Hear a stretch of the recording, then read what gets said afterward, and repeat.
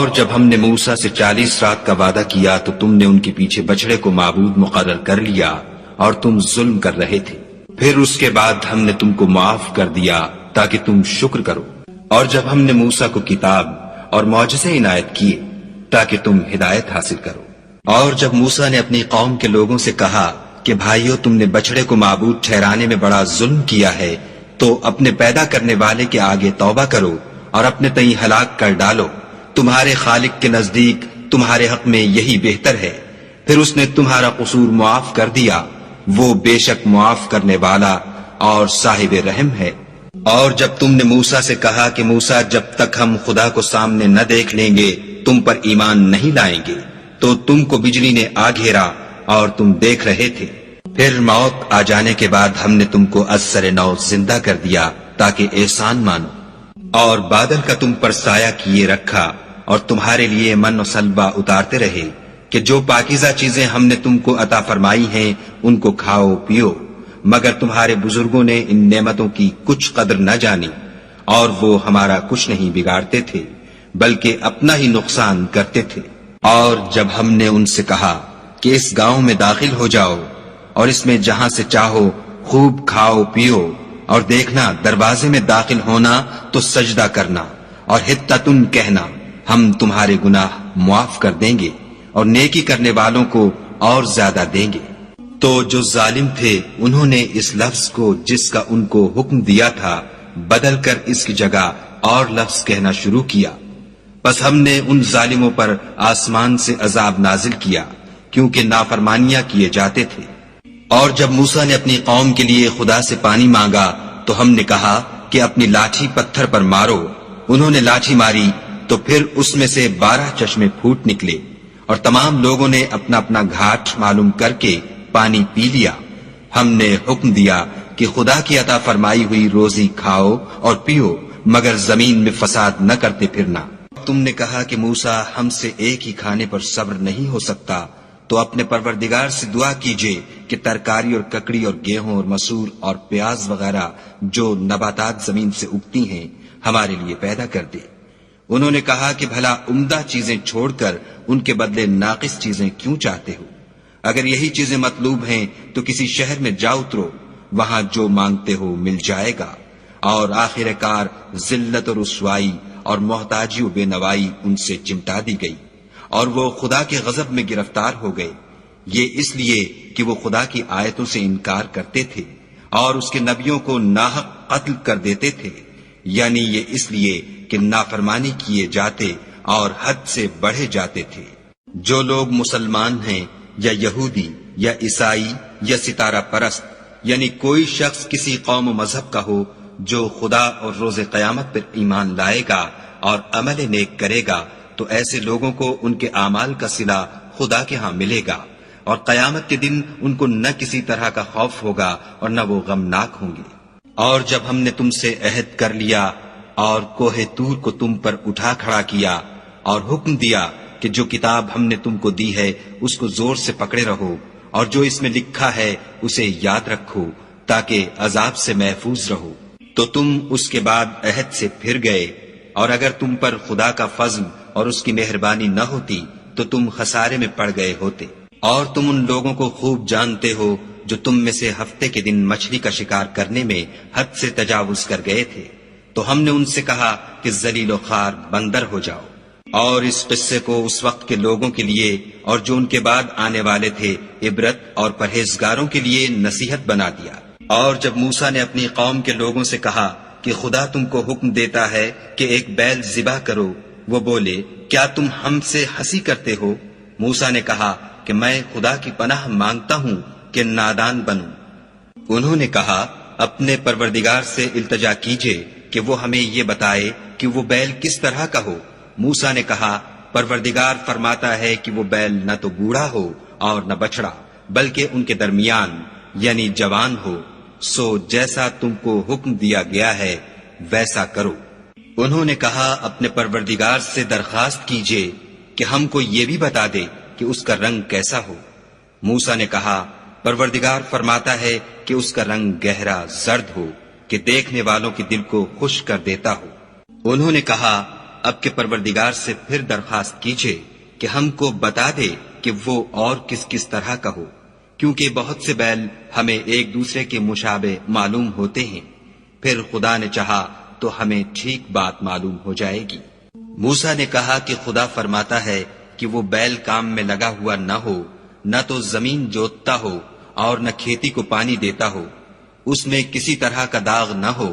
کہنے لگے اب تم نے سب باتیں درست بتا دیں، غرض بڑی مشکل سے انہوں نے اس بیل کو ذبح کیا اور وہ ایسا کرنے والے تھے نہیں۔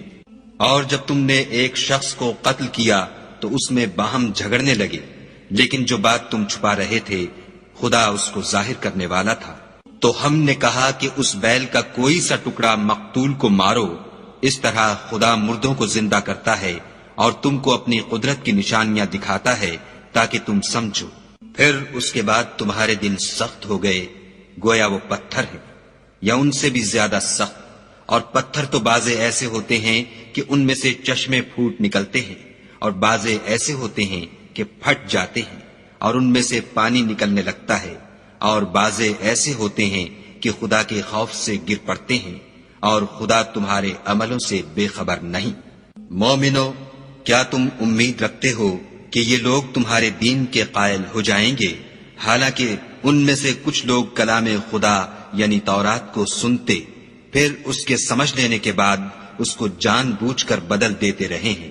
اور یہ لوگ جب مومنوں سے ملتے ہیں تو کہتے ہیں ہم ایمان لے آئے ہیں، اور جس وقت آپس میں ایک دوسرے سے ملتے ہیں تو کہتے ہیں جو بات خدا نے تم پر ظاہر فرمائی ہے وہ تم ان کو اس لیے بتائے دیتے ہو کہ قیامت کے دن اسی کے حوالے سے تمہارے پروردگار کے سامنے تم کو الزام دیں۔ کیا تم سمجھتے نہیں؟ کیا یہ لوگ یہ نہیں جانتے کہ جو کچھ یہ چھپاتے اور جو کچھ ظاہر کرتے ہیں خدا کو سب معلوم ہے؟ اور بعض ان میں ان پڑھ ہیں کہ اپنے خیالات باطل کے سوا خدا کی کتاب سے واقف ہی نہیں، اور وہ صرف ظن سے کام لیتے ہیں۔ تو ان لوگوں پر افسوس ہے جو اپنے ہاتھ سے تو کتاب لکھتے ہیں اور کہتے یہ ہیں کہ یہ خدا کے پاس سے آئی ہے، تاکہ اس کے عوض تھوڑی سی قیمت یعنی دنیاوی منفیت حاصل کریں۔ ان پر افسوس ہے اس لیے کہ بے اصل باتیں اپنے ہاتھ سے لکھتے ہیں، اور پھر ان پر افسوس ہے اس لیے کہ ایسے کام کرتے ہیں۔ اور کہتے ہیں کہ دوزخ کی آگ ہمیں چند روز کے سوا چھو ہی نہیں سکے گی۔ ان سے پوچھو کیا تم نے خدا سے اقرار لے رکھا ہے کہ خدا اپنے اقرار کے خلاف نہیں کرے گا؟ نہیں، بلکہ تم خدا کے بارے میں ایسی باتیں کہتے ہو جن کا تمہیں مطلق علم نہیں۔ ہاں، جو برے کام کرے اور اس کے گناہ ہر طرف سے اس کو گھیر لیں تو ایسے لوگ دوزخ میں جانے والے ہیں اور وہ ہمیشہ اس میں جلتے رہیں گے۔ اور جو ایمان لائیں اور نیک کام کریں وہ جنت کے مالک ہوں گے اور ہمیشہ اس میں عیش کرتے رہیں گے۔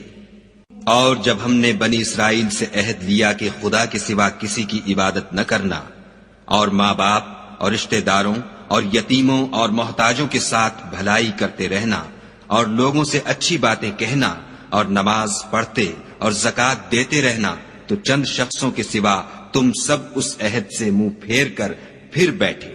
اور جب ہم نے تم سے عہد لیا کہ آپس میں کچھ تو خون نہ کرنا اور اپنے کو ان کے وطن سے نہ نکالنا، تو تم نے اقرار کر لیا اور تم اس بات کے گواہ ہو۔ پھر تم وہی ہو کہ اپنوں کو قتل بھی کر دیتے ہو اور اپنوں میں سے بعض لوگوں پر گناہ اور ظلم سے چڑھائی کر کے انہیں وطن سے نکال بھی دیتے ہو، اور اگر وہ تمہارے پاس قید ہو کر آئیں تو بدلہ دے کر ان کو چھڑا بھی لیتے ہو، حالانکہ ان کا نکال دینا ہی تم کو حرام تھا۔ یہ کیا بات ہے کہ تم کتاب خدا کے بعض احکام کو تو مانتے ہو اور بعض سے انکار کیے دیتے ہو؟ تو جو تم میں سے ایسی حرکت کریں ان کی سزا اس کے سوا اور کیا ہو سکتی ہے کہ دنیا کی زندگی میں تو رسوائی ہو اور قیامت کے دن سخت سے سخت عذاب میں ڈال دیے جائیں۔ اور جو کام تم کرتے ہو خدا ان سے غافل نہیں۔